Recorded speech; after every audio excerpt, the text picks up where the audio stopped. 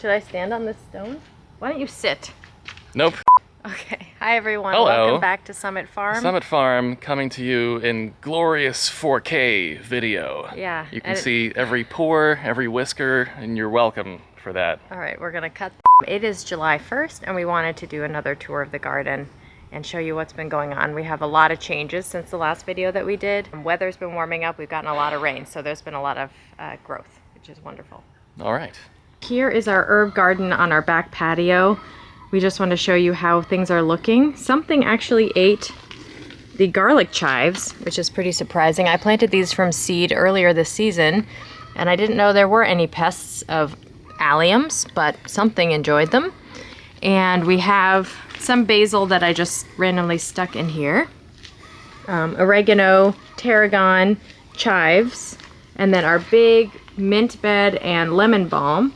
And these have some plastic dividers that we've stuck into the ground, hoping that that will keep the more aggressive perennials from crossing over with runners. We'll see how well that works. But there's something exciting we want to show you. So we've been very fortunate to have some ladybug larvae on our mint, and we've noticed just recently that they're starting to change into here's one actual ladybugs. So this is sort of between the larval stage and turning into a ladybug. Just really interesting. Let's leave it alone. Yeah. But very cool. And there's another one over there who's on his way. Where? Right here. Under this leaf. Will be real gentle. So you can see how they change. It's very cool. And hopefully there's more, but those are the two that we've seen. Please ignore these broken pots, but we have some Lady Gardener roses. Oh no, these are, Generous Gardener roses, and they've just started to bloom. And these I got as bare root plants from davidaustin.com, and they're absolutely gorgeous. They're a climber. Yeah, that's nice. We need to get some kind of trellising system to put them up here. And there's a second plant over there, which I actually had transplanted to a different site, and I don't think it was getting enough sun. It wasn't putting on a lot of growth. So I moved it over there. So that's gonna be nice. And this has a wonderful scent. You can see there's another bloom. Too bad we don't have smell-o-vision yet. I know. We can't transmit the smell of these. Yeah. Okay, continuing with the perennial bed. Since we've had a lot of rain so far this year, these plants are looking really nice. We've got some astilbe, a lot of ferns, hardy geranium, creeping thyme, and then most of the orange and yellow, which are not my favorite colors, are from the previous owner. Actually, a lot of these plants were planted here before we came. They're filling out nicely, but we might be changing up some of those. And then in the background, you can see my Desdemona rose, which has a wonderful fragrance as well. That is another David Austin. That one was not bare root. That was a plant that was already started, and it's putting on its second flush of blooms. I did deadhead that plant. The campanula are going out of bloom, but they were so beautiful. I planted these I think 2 years ago, and the rabbits really decimated them. So this is the first year we've actually gotten blooms off of them. This is a Munstead lavender, and we have a whole bunch of plants going down this way and a few around the front. Some of these are from seed and some were transplants, but the fragrance is wonderful. We dry them, we use it for tea, and it's just a really beautiful accent here. Asparagus. That's our asparagus bed. We are having an issue with asparagus beetles. Maybe you can get in close on them mating right there. And you need to crush them with your fingers. Yeah. Just get in there and crush. Those are asparagus This beetles. is gardening. You have to touch bugs with your bare hands. Yep. And it's repulsive, and it's not my favorite thing. So this is our big hugel culture bed, which we've got walled off with chicken wire because we have a ton of rabbits this season. There's a chicken wire barrier around the whole thing. We put out a squash borer pheromone trap. Yeah. This only attracts the males, but it helps to know when they arrive. There's already a ton in there. Yeah, I don't think it actually helps to get rid of them for the season, but you know that it's time to start monitoring for eggs. I did kill 2 females in the garden already, and I'm keeping an eye out for them. These are the purple hull pink eye peas. They're getting a slow start. I think there's been some pest pressure here. And we have a special plant. Yeah, it's very special. Right there, we'll see how that one does. We're gonna come over here. So a bunch of different varieties of squash. Most of these are moschata, which means that hopefully they're less susceptible to the borer because they don't have hollow stems. So we'll see if it truly is more resistant. There's not much to see here yet. The varieties are labeled somewhere on a popsicle stick that's probably buried underneath. But here's more of the peas, which I'm hoping will start to grow up around these trellises. Here's some potato plants. This is just a russet potato. It was an organic russet potato that we had inside that was growing a lot of shoots, so I decided to throw them in the ground. These two plants are not Moschata varieties. It might be a Crown Prince. We had Crown Prince squash 2 years ago, and I saved some seeds from it, but it is a hybrid, so whatever these plants are may not be true to the parent plant, but I figured I would plant them anyway. And then over here, this is a winter luxury, which we really liked the flavor of last year, but I didn't realize it doesn't store that well. So we ate maybe 1 or 2 and then let the rest go through the winter, and it got an extremely bitter flavor by the spring. So now I know that I enjoyed them but want to eat them sooner. But if you're looking at your squash plants, there are both male and female flowers, and I want to point out a female flower. So if you look here, do you see a tiny bulb at the base of this flower blossom? That's a baby squash. Yeah. So if you look at, for example, this flower, it just has a straight stem, no baby squash underneath there. So what you need is the male flowers and the female flowers to be open at the same time, and the pollinators will bring pollen between them. Or you can manually pollinate if you're worried about that. Somewhere I saw a baby. Here we go. There's a baby. I've noticed in the beginning, usually the plants start by putting off male flowers. And then sometimes the first female flowers will abort. You can see this one's turning yellow and not getting any bigger. So that's really not going to turn into anything. And that often happens in the beginning. It's nothing worrisome. Hello, time to harvest currants and gooseberries. We had some bird netting around the currant bushes because this is my favorite variety of red currant. I think this is called John Keir Van Tetz. I think I'm pronouncing that right. I love nothing more than to pick off a nice cluster of berries and just eat them fresh. These are so sweet, tart, and I love eating them. And these are like very nice size berries. Look at them. And there's a lot. That's delicious. Yep, now white currant. This variety is called Primus. Very nice clusters as well. Also a good size and a great taste. These taste very different from the red currant, and I like them equally. Yeah, also great to eat fresh. And absolutely loaded with fruits. Oh yeah. And then gooseberry. I had this completely walled off from rabbits and chipmunks, and I have bird netting at the top. So these are protected because all the animals love this. Yeah, and this is a very small bush, but it also is just loaded with fruits. This variety is called Hinamaki, a Finnish name. Yeah, that's the size of gooseberries. And you want to harvest them when they just have a little bit of give, a little bit of softness. Because if they're too soft, the taste is all sweetness and no sour. You want to have a little bit of tartness with the taste of gooseberry. I think that's just perfect. I think the animals like it a lot as well. Yeah, they do. We see gooseberries all around the garden that are half bitten by chipmunks. We should give that to the chickens. Yeah. And I even got a tiny blackcurrant harvest. Look at this. Some blackcurrants.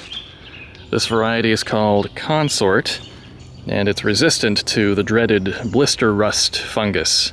So very happy with this plant. It's only 1 year old, and it was actually damaged over the winter by rabbits, so it regrew very nicely this spring, and I'm looking forward to more harvest next year. And then my seaberry bushes are taking off very nicely. Look at all this new growth. This is a male and a female plant. They're not going to produce this year. They're just going to grow and leaf out, and hopefully maybe next year we'll get some sea berries from these. And over here is the last chance garden. This is the overflow area of tomato plants that didn't make it into our main garden beds. And ironically, these tomatoes are doing slightly better than the ones over there. on the they're main trellis as well. Now better. those have picked up quite a bit as well, but these are also looking very healthy. Here we've got spoon tomatoes, which I'm excited to try, but we've got one more black creme, spoon, one more Aunt Ruby, and a few others here. Random. And then an eggplant. Yeah, a random eggplant, because why not? Yeah. Some feverfew growing in the pot. Yep, so these just seeded themselves from last year, finally starting to bloom. You can see all over the ground, baby plants as well. So we're just letting those go. Raspberries are getting crazy. That's taller than me. Yeah, let me see. So here's for some perspective. This is raspberry. Yeah. So this year we cut them all back to the ground in the spring. There are a few I think I missed, so we have a few that are starting to fruit, like this one, for example. Usually we will only get this fruit later in the season. And down here, our Lincoln peas are starting to put off a lot of growth. They're really falling over, but look at this one, so delicious. This is such an amazing variety, we love it. We never cook these, we just eat them raw. Yeah. They're really just very delicious. And then you just toss this into the forest. These are parsnips, which I planted in the spring, and they're finally starting to take off. I think you leave them in the ground until the fall or winter and pull them when the roots get nice and sweet. Garlic, almost ready to harvest. I'll have to look last year when I started to harvest, but you want to wait until the bottom few leaves turn brown. So you can see right now, there's 2 leaves at the bottom that are fully brown. And then there's a third one that's starting to brown, which I think is about time to go. But it's been raining a lot. I'm trying to wait till the soil dries off a little bit before we do it. Definitely time to start eating cabbage. We've got, I don't know what's going on with this one. This one's pretty pest riddled, unfortunately. Look at this thing. That's a nice size head right there. It's very firm. I think we're gonna eat that this weekend. And these are a different variety that has a more pointy shape. There's 3 types in here. There's the early Jersey Wakefield Murdoch, and this is Copenhagen Market Cabbage. I think this is the Jersey Wakefield, and this is the Murdoch. This is a new tiny extra bed that we just put in this year and ran irrigation to it, and somebody ate onions. This is all onions and a couple of just random tomatoes that were left over. I don't understand who chews onions. Yeah, we have creatures that eat pretty much everything. I don't know. Chamomile is getting huge. I did cut back the largest plants. I think they'll keep blooming and growing, but they're so heavy and weighted down with flowers that they were getting in the way. So we've got squash on either side of this trellis. This side versus that side, this one's doing a lot worse actually. It's more yellow, stunted. I don't know if it's a nutrition issue, if it's a sunlight issue. We also have symphilans in the garden, so I don't know if that's a hot spot for symphilans. I need to do a little bit of probably fertilizing of those. But I wanted to show these squash. Over here are the tromboncino, which is a moschata variety, but you can harvest the squash when they're young and eat them like a zucchini. And I think it's really cool because they have a trombone shape. So remember I was talking about the female squash earlier. This is a tromboncino female squash. It actually has a very long, it's almost like a butternut. There we go, Yeah, sunshine. There's a female tromboncino. Yeah, so just an interesting shape. I think that's pretty fun. Ooh, the borage is going crazy. Who's this here? Carpenter bee, big one. Is that carpenter? Uh-huh. Is that not what it's called? I think that's what it's called. Okay. Hot. And you know what they say about borage? What's the expression? I don't remember. The expression is ego borago, gaudia semper ago. That's what I always say. Yep. So these are Good Mother Stallard beans we have on both sides of the trellis up here. A delicious drying bean that I don't know if you can buy them to cook, or if I've never seen them other than as a seed. These are very delicious. They're really meaty. It's kind of like a pinto bean, I guess, but a little bit more firm and tasty. The problem for us has been spider mites the last 2 years, because July and August were very, very dry, and they tend to suffer with that pretty badly. So we got a very poor harvest last year. I'm hopeful that we'll get a better harvest this year. Okay. All right, here's our cut flower garden. I'm not gonna do this again next year. I think I'll just pop flowers throughout the garden. But these are the stock, which is almost out of bloom. I did plant some more, which are these small guys, and I'll pull out the big ones. And then this is the apple blossom snapdragon, which is gorgeous. Oh yeah. Completely gorgeous. Look at that. So I would like more of those. This has multi-stems, so that's good.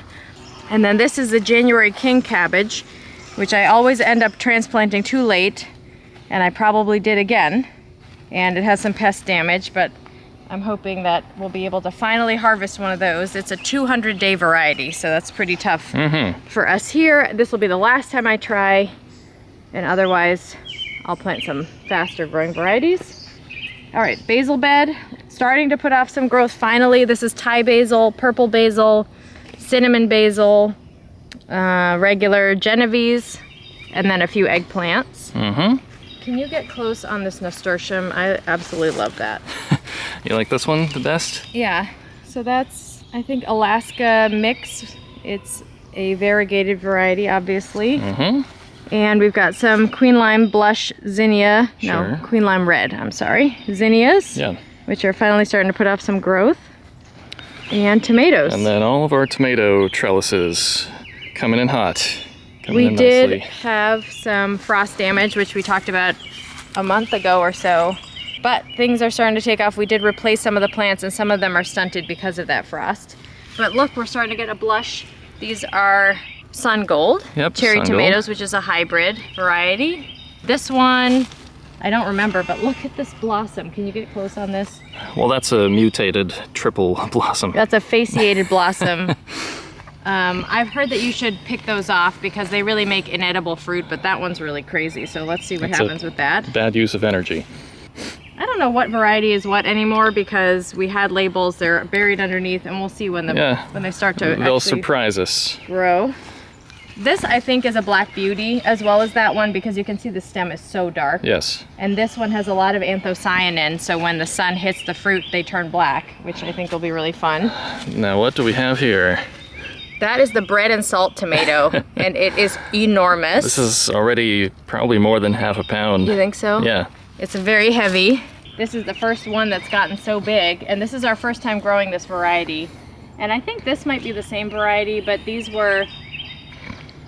one got frost damage on the bottom. This, I believe, is Amish paste.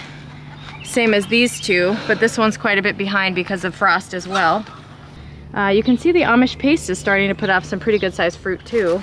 We've grown this variety, I think, 3 years now, and they put off a lot of fruit, very prolific. They seem to be healthy plants, and they're good for canning, processing. Probably not my favorite flavored tomato, but they're very meaty, not a lot of seeds and pulp.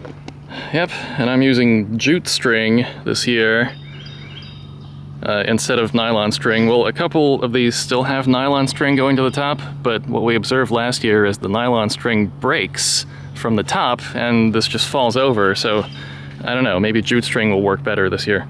Maybe. And we have a couple suckers that we forgot to prune off, but this one has so many blossoms. I'd like to tie that one up and just let it blossom, take those fruit, and then let the rest of the main stem go. Yeah, huge dill growing in between the tomatoes, which we appreciate. And this self-seeded, all of the dill that's in here. Yeah, don't have to ever worry about it. It just grows. Yep. I want to say this is Black Crim? What is this? Aunt Ruby. Sorry, I lied. This is a green tomato, which is really delicious, and this one's very prolific. Just gotta keep on top of it. It's a crazy. Already putting off some fruit, but it's good to remember which tomatoes are green because you'll forget to harvest them when they're ripe. That's never gonna turn. Here is that Black Beauty. This one had a lot of frost damage at the bottom, but luckily it survived. Our parsley is about to go to seed. Are these shading it too much? Maybe. We can cut it down. I wanted to wait till we had pickles to make before I cut this back. Okay. Could probably chop it and then it'll grow again. Okay. No idea what this is. No idea this one. This is your Tommy Toe, which is putting off Yeah. Good clusters. I'm hoping for this to be a good marinating tomato for me. So it'll be like a nice small to medium size that'll fit nicely in a big can How does of that marinated size look? tomatoes. I'm guessing that's Is that about going to full. be the final size? I'm not sure. Probably close to it. Yeah, well, that'll work then. Is that what you were hoping for? Yeah, yeah. We do also have some scallions that I planted earlier this spring. So those were intentional? Yeah. Okay. And you can harvest kind of one at a time, which has been really convenient. And there's actually a plant in here somewhere. Oh, yeah. Probably we should pull this still out. Yeah. Cilantro that has long bolted and seeded. Yeah, we were gonna That's wait fine. to get coriander. You can see actually down here, you see the little green seeds starting up? Yep, we'll get them. So I'm leaving it, but it's in the way. Let's look inside the compost tumbler. Oh boy, what do we got? Those are regular maggots. A lot of earthworms. Feel the heat in there. Does that mean it's composting or it's just warm? I'm guessing that's just from the warmth on the outside right now. So usually you get fly maggots and then you get soldier fly maggots next, if we're lucky. So last bed, let's go from this side. So we've got some onions, not doing the best, but better than the other bed. Those other bed was planted much later than these. These I grew from seed, and I really struggled with trying to get the seedlings to stay alive. So we don't have very many. My ghost peppers finally starting to grow. You can see these side shoots of the ghost peppers are doing better than the original shoots that started in the spring. So happy Look at that for shoot. that. Speaking of shoots, What? look at this nasturtium. Oh yeah, Going rogue. that's rogue. Excuse me, nasturtium. And then I've got a couple of ghost peppers already formed here. Okay, I'm hoping to get a big harvest of ghost peppers for some nice hot sauce. Eggplants here. I think these are all Rosa Bianca variety. I'm not certain about that, but we're getting some flowers and it's finally putting off some growth. Everything really, I don't want to say stunted, but it was just stagnant for the last month. It's been cool in June. We had a lot of rain, so the hot weather plants really don't enjoy that. But we're starting to see a lot of nice new green leaves, and I did water these all with comfrey tea this morning, which we make from our comfrey bed, and I need to make a new batch. And these are looking absolutely beautiful. Look how many puma peppers. Yeah, puma peppers. We love this variety. It's a hot pepper, but it has kind of a tropical flavor. It's beautiful in hot sauce, and really, really like that one. Then we have a mixture of jalapenos, Anaheims, and poblanos. Yeah, there's some jalapenos starting. I think that one's almost ready to go, actually. Okay. And then these have really not grown since we planted them, but they're starting to. I don't think the poblano has anything, does it? Oh, there's one pepper down there. And then we didn't show the habanero, which are loaded over here. Look at that. Oh yeah. You see a bunch of little babies. This one doesn't have any, does it? Oh yeah. Yeah, some. Those. Yep. These turn orange. I think the flavor of the puma is better than the habanero and more fun looking. I mean, this plant is gorgeous. Okay. And we forgot about these. Buena mulata. These are a cayenne variety of pepper, and they have a beautiful purple pepper before they're ripe. The flavor is okay, nothing exciting, but I thought it'd be fun to have purple hot sauce. Finally, we have our brassica area. This is all kale and collard. Yep. Mostly red Russian kale, which is our favorite sealed variety. off from exactly this guy. This is a bad friend. Yep, you don't want that getting in. And sometimes they'll even lay their egg through the mesh if the plant is touching, so you have to be careful about that. And you can see we have slug damage along the outside as well. This is a collard, and then lacinato kale, and I think there's another collard down under there. And generally we just keep this covered all year because this moth wants to lay its eggs and the caterpillars can wipe out everything very, very quickly. Yep. All right, well, thanks for coming and checking out our garden today, and hopefully you'll follow us along and see how things turn out. Great. See you next time. Summit Farm out.